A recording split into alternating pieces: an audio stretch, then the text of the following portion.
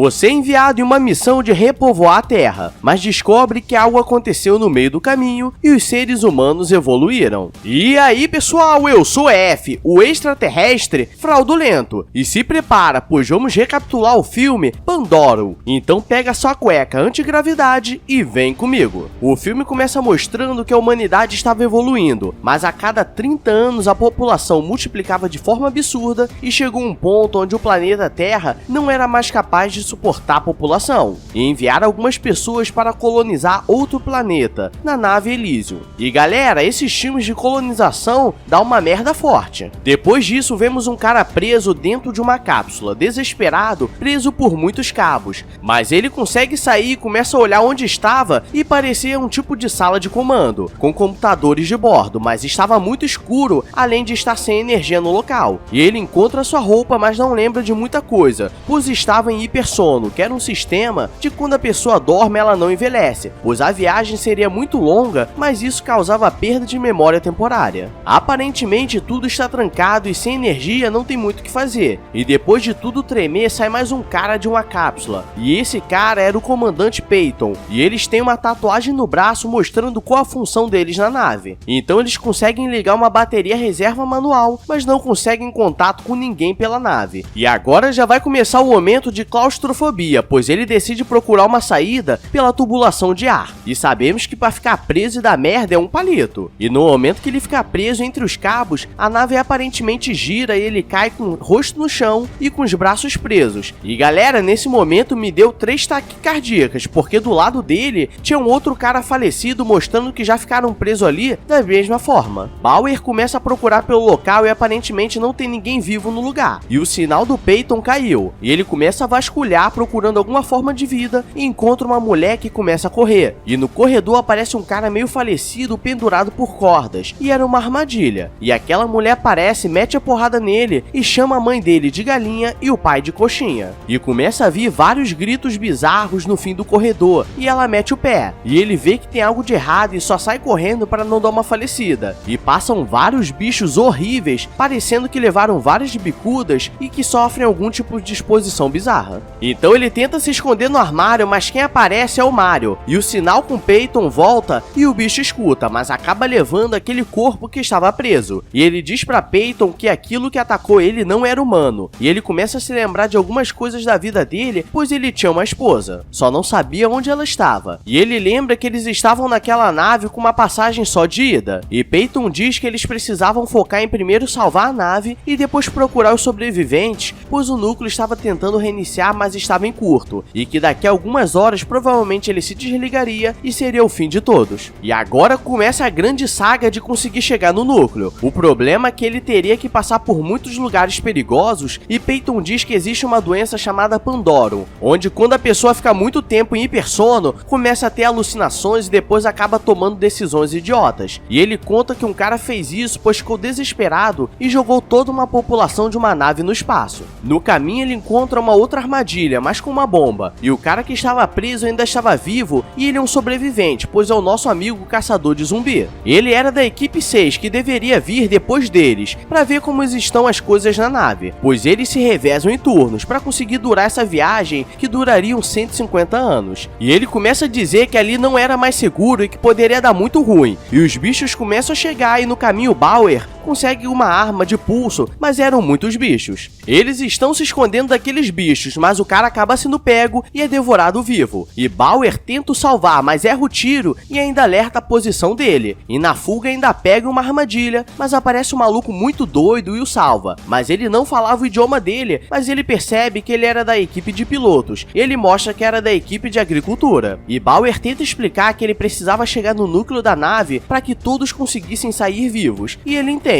Na sala inicial, Peyton está tentando sair e começa a escutar alguns sons estranhos. Estava vindo da tubulação de onde Bauer entrou. E lá aparece um cara muito esquisito falando várias coisas estranhas. E parecia que ele tinha esquizofrenia. E toda vez que ele perguntava de onde ele veio ou o que estava acontecendo, o cara começa a falar com cara de mal e do nada voltava ao normal. E não sei vocês, mas aonde eu moro isso se chama demônio e se resolve na Universal. Bauer está andando com o agricultor quando aquela mulher aparece e o nome dela é Jenny. Jennifer, tô brincando, é Nadia. E ela é toda desconfiada, mas explica o que estava acontecendo, e diz que só conseguiriam sobreviver se trabalhassem juntos, e ela diz que sabia onde ficava o caminho para o núcleo. O problema é que os bichos estavam vindo, e nos últimos segundos eles conseguem abrir uma porta que estava sem energia. Lá dentro ela mostra que era da equipe de desenvolvimento e que guardava as espécies da Terra, e vemos que lá tem um banco genético de todos os animais da Terra e que seria necessário consertar logo o núcleo, senão perderiam todas as espécies coletadas. Saindo de lá, eles passam onde estava a família dos pilotos, pois eles ficavam em um lugar separado dos colonizadores, mas ele não encontra a esposa dele, pois estava tudo vazio, e agora o negócio vai ficar louco, pois ele chega onde todos os colonizadores estavam dormindo, e acabam caindo no esgoto e quase são pegos pelos aqueles bichos, e quando vão sair tem um bicho paradinho olhando, e aqui vem uma luta muito louca, pois são 3 candangos apanhando para um alien cabeçudo, e a porrada é frenética. O problema é que quando eles conseguem acabar com o bicho, aparece o chefe deles chamando os outros, aí lascou de vez. E galera, eu só te digo uma coisa: corre, negada!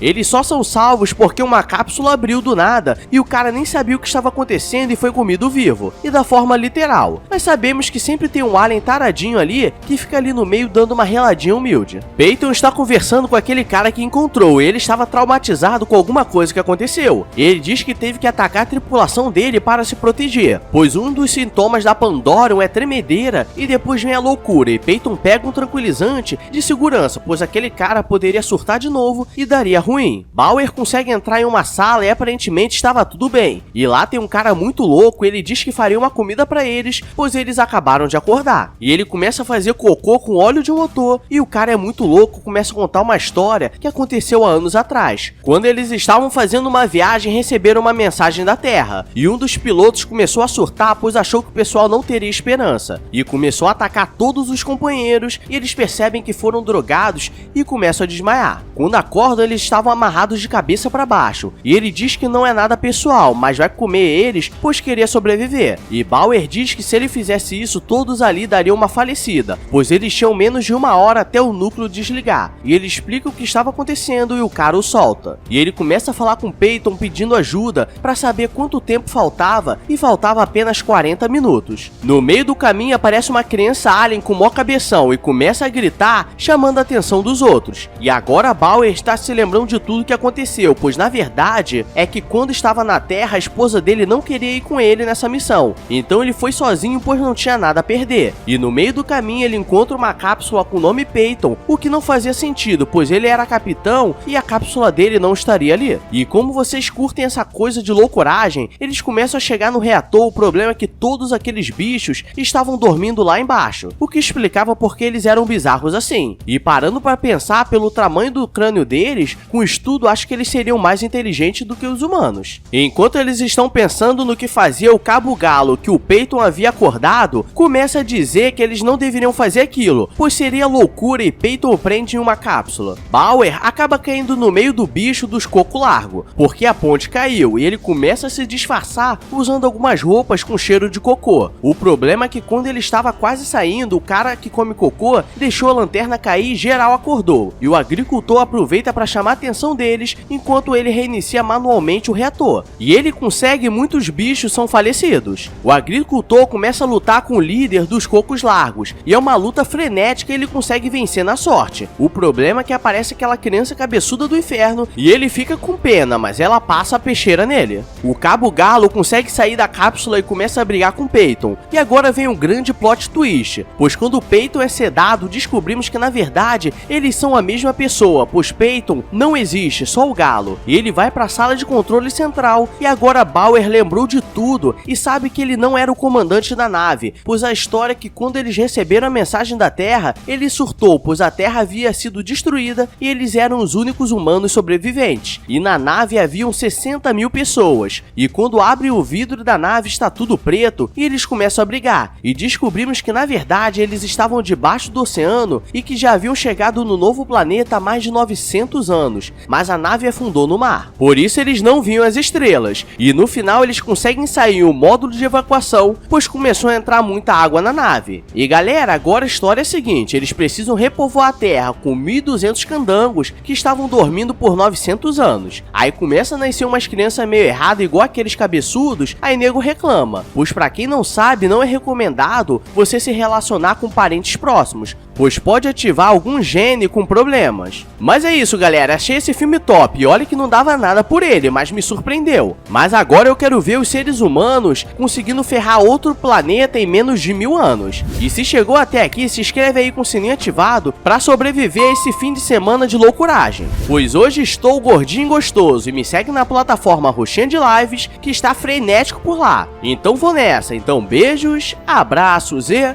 fui!